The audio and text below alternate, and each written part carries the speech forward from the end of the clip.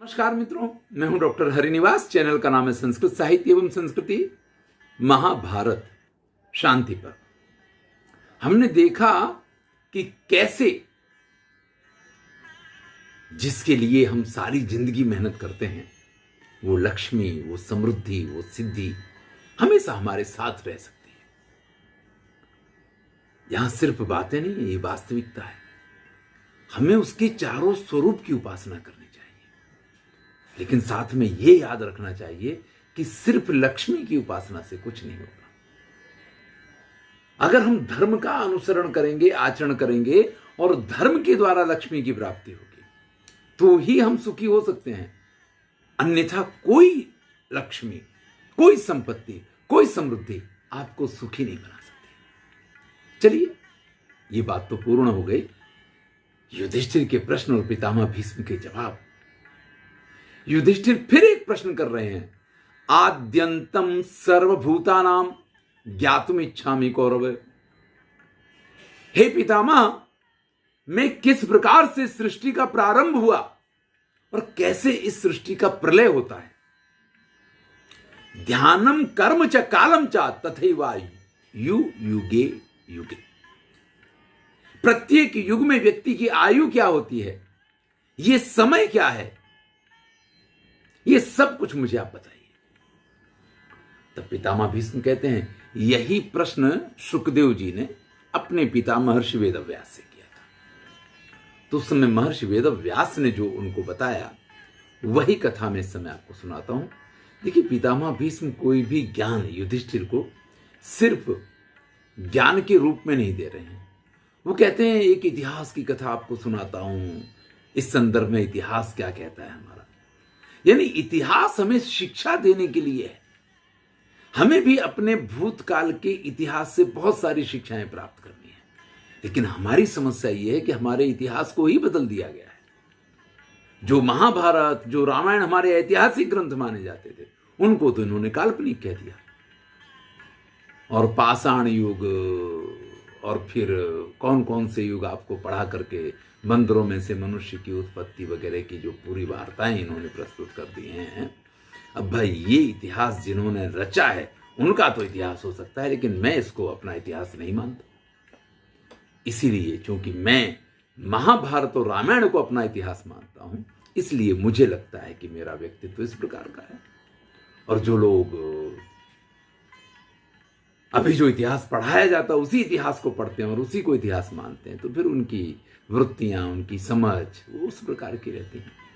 चलिए, महर्षि वेदव्यास पहले समय का वर्णन करते हैं कि समय की सबसे छोटी इकाई, ये देखिए भारतीय परंपरा की बात कर रहा हूं मैं, सेकेंड और मिनट और घंटों की बात नहीं कर रहा हूं। 15 निमेष की एक काष्ठा होती है, 30 काष्ठा की एक कला होती है। 30 कला और 3 काष्ठा मिलते हैं तो एक मुहूर्त बना करता है। ऐसे 30 मुहूर्त का एक दिन रात होता है। दिन में कितने मुहूर्त होंगे, रात में कितने मुहूर्त होंगे, तो यहां पे संख्या समान मानी गई है। यानी 15 मुहूर्त का दिन और 15 मुहूर्त की रात हुआ करती है। ऐसे 30 रात दिन जब एकत्रित होते हैं तो एक मास होता है। मास 2 भागों में विभक्त होता है। एक को आप शुक्ल पक्ष के नाम से जानते हैं, एक को आप कृष्ण पक्ष के नाम से जानते हैं। 12 महीने एकत्र होते हैं तो एक संवत्सर कहा जाता है। संवत्सर 2 भागों में विभाजित होता है। एक को आप दक्षिणायन कहते हैं और एक को आप उत्तरायण कहते हैं। जो हमारा दिन रात है वो तो हमारा दिन रात है, लेकिन जो हमारा मास है, महीना है, उसमें कृष्ण पक्ष हमारे पितरों की रात्रि मानी जाती है और शुक्ल पक्ष जो है हमारे पितरों का दिन माना जाता है। इसी प्रकार से देवताओं का दिन उत्तरायण को माना जाता है और देवताओं की रात्रि जो है वो दक्षिणायन को माना जाता है। जैसे 30 दिन का हमारा महीना होता है, 12 महीने का एक वर्ष होता है, इसी प्रकार से पितरों के लिए भी लागू पड़ता है और इसी प्रकार से देवताओं के लिए लागू पड़ता है। यानी हमारे 30 वर्ष यानी देवताओं का 1 महीना होगा। और ऐसे 12 देवताओं के महीने होंगे तो 360 वर्ष हमारे चले जाएंगे, आप मान लीजिए। तो देवताओं का 1 वर्ष होगा जाकर के। देवताओं के 12,000 वर्ष का मैंने कहा एक चतुर्युग होता है। चतुर्युग में से सतयुग जो है उसका काल सबसे लंबा है और इसका समय है 4,000 वर्ष का। लेकिन उसका संधि काल उसका दशमांश माना जाता है, यानी 4,000 वर्ष से पहले 400 वर्ष और 4,000 वर्ष के बाद 400 वर्ष। याद रखिएगा, ये हमारे वर्षों की बात नहीं चल रही है, ये देवताओं के दिव्य वर्षों की बात चल रही है। यानी सतयुग का समय मान अगर आप मानेंगे तो 4,800 वर्ष का रहेगा। इसको 4 भागों में विभाजित कर दिए, 1 भाग कम कर दीजिए, तो 3,600 वर्ष का समय मान रहेगा त्रेता युग का। और इसी प्रकार से 2,400 वर्ष का मान रहता है द्वापर युग का, और 1,200 दिव्य वर्षों का होता है कलयुग। अब आप कहेंगे कि दिव्य वर्ष, तो फिर से आप मनुष्यों के वर्षों के साथ अगर इसको आपको गणना करनी है तो 1,200 वर्ष हैं, और देवताओं के 1 वर्ष में मनुष्यों के 360 वर्ष होते हैं। यानी इन 1,200 को गुणिया 360 कर दीजिए तो जो संख्या आपको प्राप्त होगी, मनुष्य के इतने वर्षों का कलयुग आएगा। सतयुग में मनुष्यों का कम से कम आयुष्य 400 वर्ष का माना जाता था। त्रेता में 300 वर्ष का आयुष्य माना जाता था, द्वापर में 200 वर्ष का, और कलयुग में हम जानते हैं कि यहां 100 वर्ष का आयुष्य पूर्ण आयु माना जाता है। अब होता क्या था कि सतयुग के समय पे लोगों के साथ न तो अधर्म था, न अनीतियां थी, न परेशानियां थी। तो वो 400 वर्ष का जो आयु है वो पूर्ण आयु ही नहीं, इसके बाद भी वो अपने जप तप नियम वगैरह के कारण बड़ा लंबा आयुष्य प्राप्त करते थे। इसलिए हमने कई बार ऐसा सुना है कि लोगों का हजारों वर्ष का आयुष्य हुआ करता था। त्रेता में आते आते समस्याएं बढ़ी हैं, लेकिन फिर भी त्रेता की स्थिति ऐसी नहीं थी कि पिता के सामने पुत्र की मृत्यु हो जाए। जहां से ये कहानियां शुरू हुई वहां से त्रेता युग का ह्रास शुरू हुआ है। द्वापर तक आते आते सारी स्थितियां बदल गई।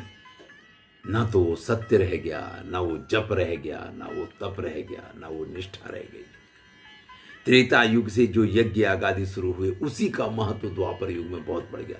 देखिए, सतयुग में यज्ञ यागादि का इतना महत्व नहीं था, लोग बात करते ही नहीं थे। हम यज्ञ कोई संकल्प लेके करते हैं ना कि ये हमें करना है, वहां तो स्वाभाविक ही सारी प्रक्रियाएं यज्ञ में थी। त्रेता युग में उनका प्रारंभ हो गया और द्वापर तो बिल्कुल यज्ञों के ऊपर रह गया। लेकिन कलयुग तक आते आते तो ये यज्ञ आदि भी खत्म हो गए। अब तो व्यक्ति के पास एक ही यज्ञ है, स्वार्थ यज्ञ, जो पहले नहीं हुआ करता था। और अब व्यक्ति का आयुष्य अगर 100 वर्ष वो जी लेता है तो आप ये मान लिए कि उसने बहुत जी लिया भैया, क्योंकि आज इतने सारे मृत्यु के साधन हैं और मृत्यु के ऊपर कोई बंधन नहीं है कि भाई पिता के रहते पुत्र की मृत्यु नहीं होगी या ऐसा होगा तो ऐसा नहीं होगा। कोई बंधन नहीं है, क्योंकि हमारे लिए कोई धर्म के बंधन नहीं है। हम किसी चीज को, अगर वर्ण व्यवस्था की कहीं बात करो या किसी से कहो कि ब्राह्मण को ब्राह्मण के धर्म का पालन करना है, क्षत्रिय को क्षत्रिय धर्म का पालन करना है, सबको जो प्रकृति के नियम है उनका पालन करना है, तो लोग कहते हैं कि क्या ये बेवकूफों जैसी बातें की जा रही हैं, ऐसे थोड़ी दुनिया चला करती है।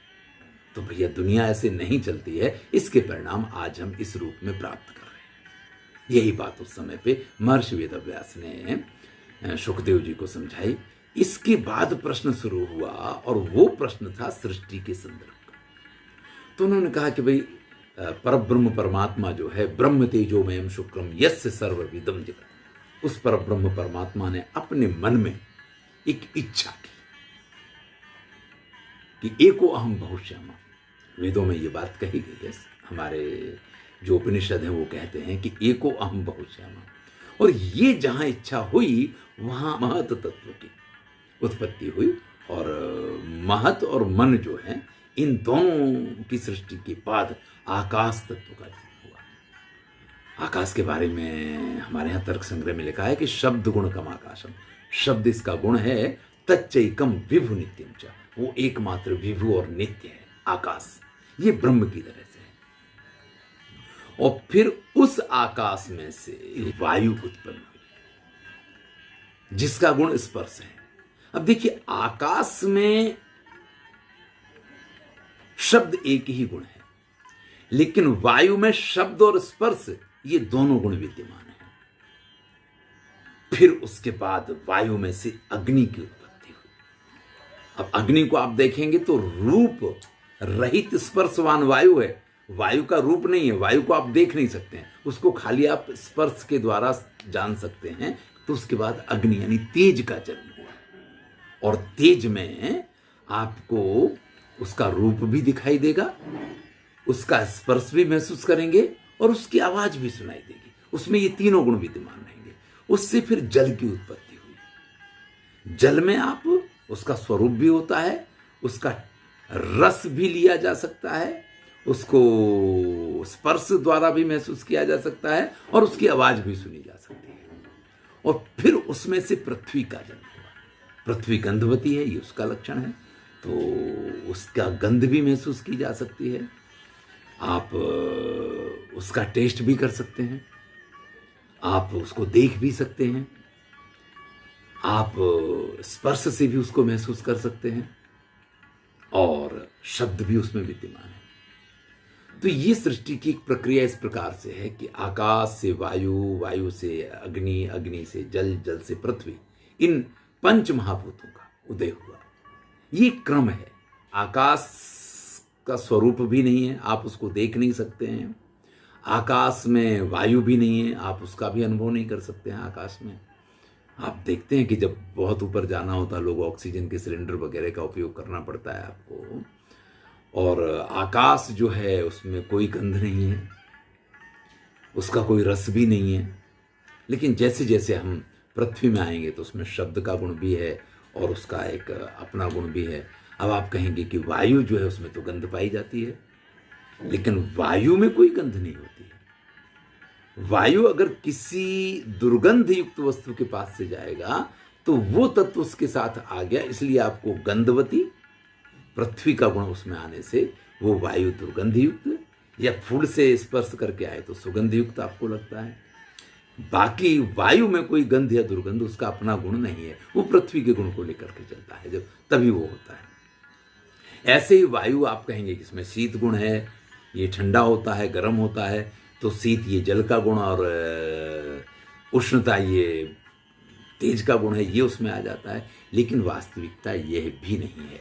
ये भी वही बात है कि अगर वो जल का स्पर्श करके वायु आएगी तो शीत हो जाएगी, और अगर वो तेज का स्पर्श करके आएगी तो वो गर्म हो जाएगी। मूल उसके अपने स्वभाव के अंदर ये विद्यमान नहीं है। आगे चर्चा की कि ये पंच महाभूत, और इससे पहले मन उत्पन्न हुआ था, और उससे पहले महत तत्व, अहंकार तत्व उत्पन्न हुआ। अब ये 7 तत्व जो है ना, जब तक अलग रहे तब तक तो ये पृथक बने रहे। ये शब्द विधात मानो नाना वीर्य पृथक पृथक, इनके अपने अपने पराक्रम है, लेकिन ये सब अलग रहे। ना शक्नुवन प्रजा सृष्टि, तब तक ये प्रजा की सृष्टि नहीं कर सकते थे। लेकिन ये सब जब एकत्रित हुए तो इन्होंने एक पुरुष तत्व की, एक शरीर की संरचना इनसे संभव हुई, जिसको हम पुरुष के नाम से जानते हैं। और इस प्रकार से हमारी सृष्टि की प्रक्रिया शुरू। अब देखिए, सृष्टि की प्रक्रिया, चूंकि ब्रह्मा जी ने इसकी रचना की, तो यहां पे ये कहा गया कि व्यक्ति का जो स्वभाव होता है ना, उसी स्वभाव के अनुसार वो चलता है। लेकिन फिर जिंदगी में रह क्या जाएगा? अगर मेरा हमेशा हिंसक स्वभाव और मैं हिंसक ही रहूंगा, यही मेरी नियति है, तो फिर तो कोई सृष्टि में मतलब ही नहीं रह गया था। इसलिए इस पूरी सृष्टि की संरचना होने के बाद जिनको हम शास्त्र कहते हैं, उन्होंने हमें उत्तम उत्तम चीजों का ज्ञान दिया कि देखिए, अगर आपको ब्रह्ममय होना है तो आपको इस तरीके से मोक्ष के मार्ग पे चलना है। अगर आपको सुखी होना है तो आपको इस प्रकार के मार्ग पे चलना है। अगर आपको ऐसा करना है तो ये जो ज्ञान का भंडार, जो हमारे वेद हैं, जो हमारे शास्त्र हैं, उन्होंने हमें कुछ रास्ते बताए।